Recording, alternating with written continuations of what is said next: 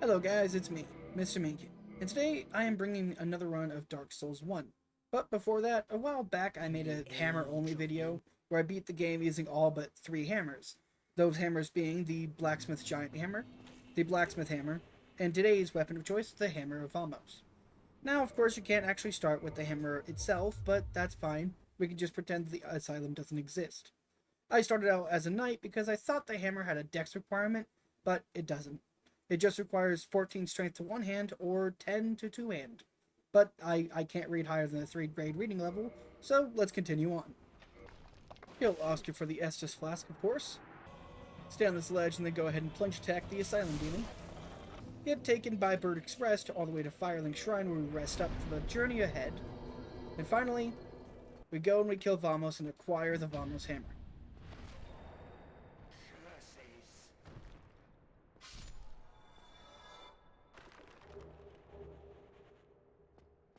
Now, as the Taurus Demon fight plays, I'm going to explain the rules of the challenge. Now, these rules will sound odd, as I'm part of a challenge running server that has different challenges on a spreadsheet, each requiring different things to complete. You can stack these challenges, which is what this one is. The rule set of me stacking all 3 of these challenges together are as followed. I can only use the Vamos Hammer for damage from the player. I can only use souls gotten from Frampt by feeding non-soul poppable items. I cannot kindle a single bonfire, which means I only get 5 or 10 flasks until the Lord Vessel. And of course, I have to beat all bosses. Because why not? And if you're wondering, why would you do that to yourself? It was fun. It honestly took me like 8 hours to beat this run, and it was fun.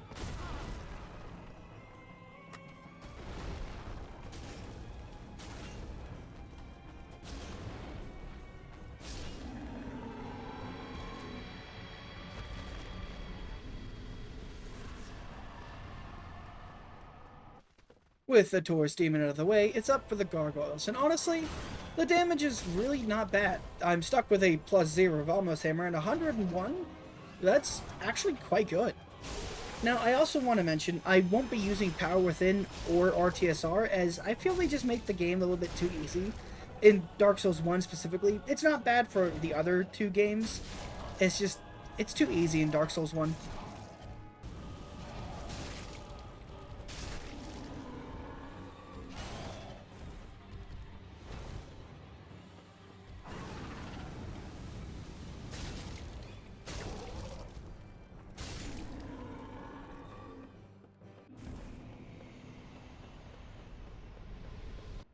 With the Gargoyles defeated, we go ahead and ring the first Bell of Awakening.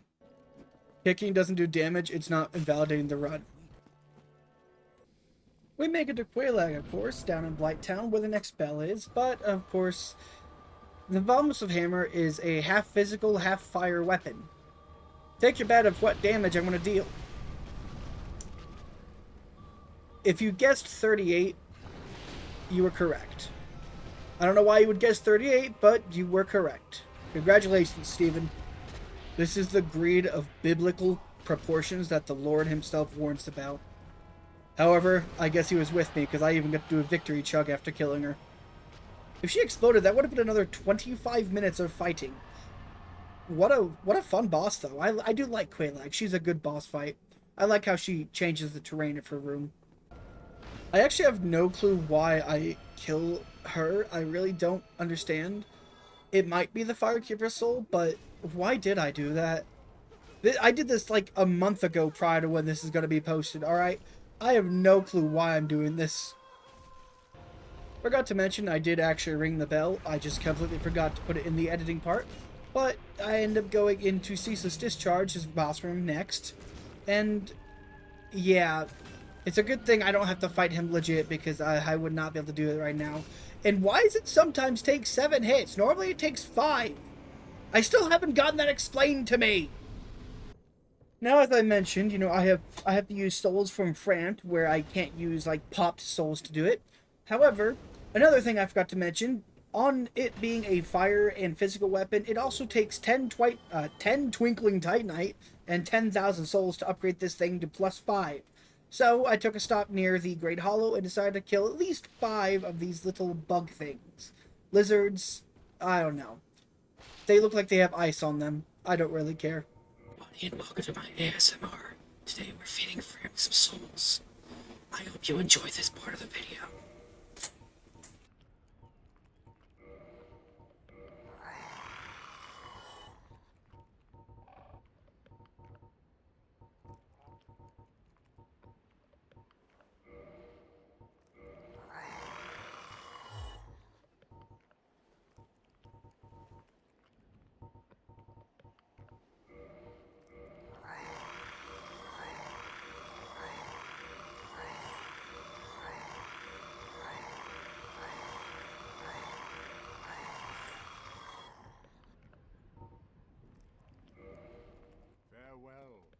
Here are our current stats with the +5 Hammer of Vamos. These are pretty much what I'm going to have the entire game.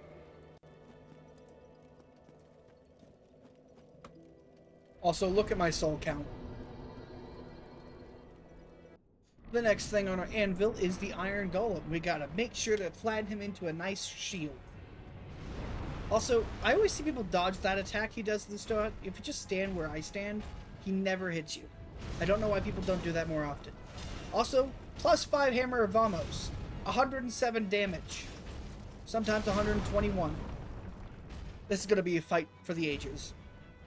Like every good nail or screw, eventually when it's met with a hammer, it will eventually go where it needs to go. In this case, the Iron Golem needs to go to his grave. Believe it or not, this fight and Four Kings were actually hard for once. I don't do a little bit of damage, I don't do a lot of damage, but I make big mistakes like, oh, I don't know, jumping into his hammer and getting smacked like a pancake. And that was the only time I got into second phase in this session. Eventually, I had to just take a breather. We all know the saying of Dark Souls. If you have health and the boss has health, the fight's not over. Especially when you get him to second phase. You just gotta play correctly. You just gotta lock in, you know? And use the last humanity to heal yourself. And set in stone the motions that'll guide you to victory. So I did. And after hitting Smo's hammer a bunch of times in this fight and getting really lucky with him doing the jump attack, eventually the victory is mine and Smog goes down. With a very, very close end of the line. And now with the Lord Vessel unlocked, it's time to go and do my favorite thing called cleaning up all the bosses I have left. And no, I don't forget to put it down below like I usually do. Starting with the Moonlight Butterfly, which is actually surprisingly an easy one cycle. That normally doesn't happen with me. Also, I still haven't put on the Ring of Favor and Protection. I've had it since, like, right after Gargoyles, and I still haven't put it on. And I know that because I only put it on like halfway through anything, realizing I never put it on after grabbing the Wolf Ring because I'm about to go fight the Capra Demon. I would have had so much more stamina. And honestly, Capra Demon doesn't really ever give me trouble in a run. Sometimes it takes like 2 or 3 attempts, but for the most part, it's not hard.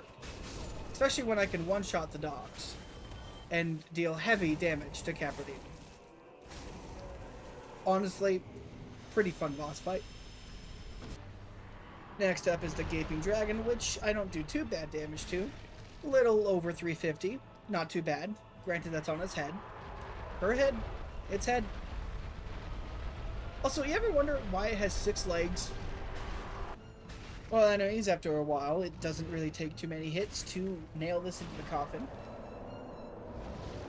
Yeah, that's a bad pun. It's a really bad pun. I'm keeping that in. I don't have anything witty for Pinwheel, because it's Pinwheel. And I don't want him any more on my screen than you guys do. That's all you need. I grabbed the Skull Lantern, not because I really need it, but because I need to use it for a ring for Nito. And I also go over here and grab the Silver Serpent Ring. I don't know why. I can't use it. If you don't know what ring I need, well, just understand I'm killing Griggs for the other ring. Because there's 2 rings I need. The Slumbering Ring and the Ring of Fog. And since Griggs is useless, since I can't even buff this weapon, he could just die. Ring of Fog has now been acquired.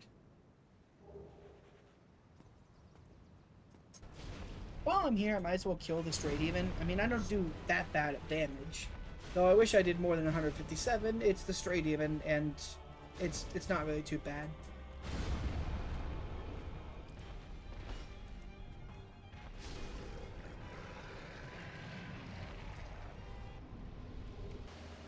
Go.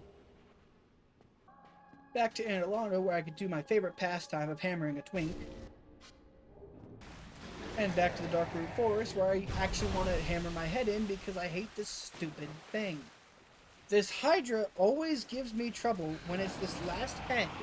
I don't know why it has to do what it does, but I can't exactly hit it easily. So you just gotta get lucky, it seems. I don't get it. I don't get it. I thought maybe it'd be easy, but no. I spent like 30 minutes doing this. 30 minutes. It's not fun. This is the worst thing in the game. Everyone wants to say how, oh, Dark Souls 1 is a little jank, oh, this and that. This is a real boss. This is what sucks. I hate this thing. After killing the Hydra, we spend some time killing a boar because, well, I need to build the rest of that bonfire right there. And unfortunately, I will spend even more time killing a boar. I'm not using a drill, but this is still boring. We get the broken pendant from this here golem. We get the bad ending with Seath, which is, well, just perfect. We escape jail because we don't care about all that. We give enough souls to Fremd to actually buy a purging stone. And then we go ahead and purge our souls. Yippee! We find out that Vamos' hammer is actually a ball-peen hammer. It works very well on Seath. Who would have guessed?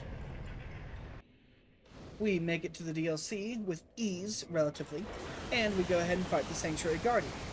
Honestly, I don't know why this Guardian is known as such a bad fight, or not even included as a DLC boss fight. For most people, for me, I love this boss. I think it's great. It has some of the funniest moves to use. And also apparently you can parry it. I didn't know that. If you're wondering why I jump all over the place in my videos, going from random boss and not finishing that little area to a different boss, understand most of the time I just go in and wing it. I just wing everything I do. I do not care about a single thing. I don't care about consistency. I just go in, and if I feel like fighting a boss, I go and try the boss. It is a very bad habit of mine, and it's why some of my runs take forever. It's legitimately just because I can't stay in the same place for longer than like 5 minutes without going, I want to go fight Gwendolyn. I want to go fight Priscilla. Oh, we beat the Fire Sage Demon and the Demon Centipede. I want to go fight Nito. Like, I have no clue why I do it. I just do. And it kind of makes it more fun to play the game instead of going in the same exact pattern all the time. It differs a lot, you know? It's quite nice. Honestly, that's just how I've always played the game, is I just do whatever I want. It makes it more fun than just going on a linear path. And reasons why I hate DS3. Let's be honest, Demon Fire Sage isn't really a boss. I mean, it has a boss health bar, so it is a boss, but it's relatively easy. You just walk around it the entire time. I don't know what it is about this area and this boss, but my frame rate doesn't really go down, but like the look of the frames go down, the bit rate. And also this boss likes to just chew me up every single time, and I hate it. I hate this boss. It's not a bad boss. It's one of the few bosses that just tend to be weak to me. I like that it's now in Night Rain because it is kind of fun to play Night Rain, and the Centipede Demon used to be one of my favorite bosses. But in this run, it sucks because it's resistant to fire. And it being resistant to fire means that Vamos Hammer does like a third of its damage, give or take. It's decently split evenly. I don't know what I'm talking about. All in all, it's time for Bed of Chaos. I understand why people hate the Bed of Chaos. I truly do. And it's not a joke that this is my favorite boss in DS1. At least for the base game. My favorite boss will be Calamy. But something about the Bed of Chaos just being different than the other bosses makes it just more appealing to me. Instead of your brute force it or anything like that, you have to kind of play it more safe, and it's fun. I hate this boss. This boss sucks. Why does this boss exist? This is so stupid. Be honest. How long do you think it took Artorias to teach Sif to do the same spin move he does?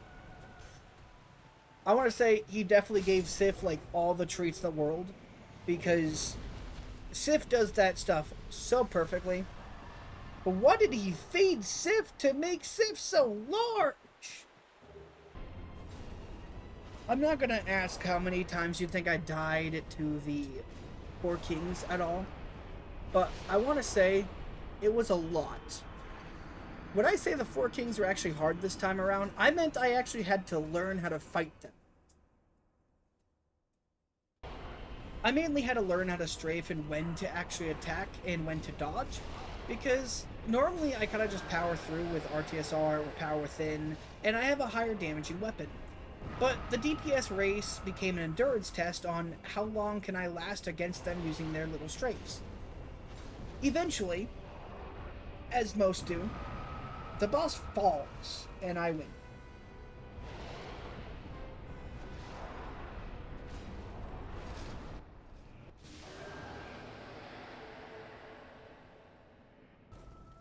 I find Priscilla to be an interesting boss fight with a really unique mechanic of her turning invisible. Something we only ever see again when they bring out the summoner called Snails in Elden Ring.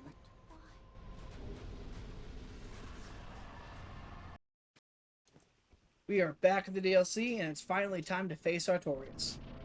Now, he's not a fight that I'm really too worried about, because I've actually fought Artorias enough times to kind of do it in hitless. And recently, my friend Darkflame and I did the Broken Straight Sword run, and we beat Artorias like that. With me having to clutch up the last, like, 3 bars, dealing, like, 16 damage here and there. So, seeing 117, that's good.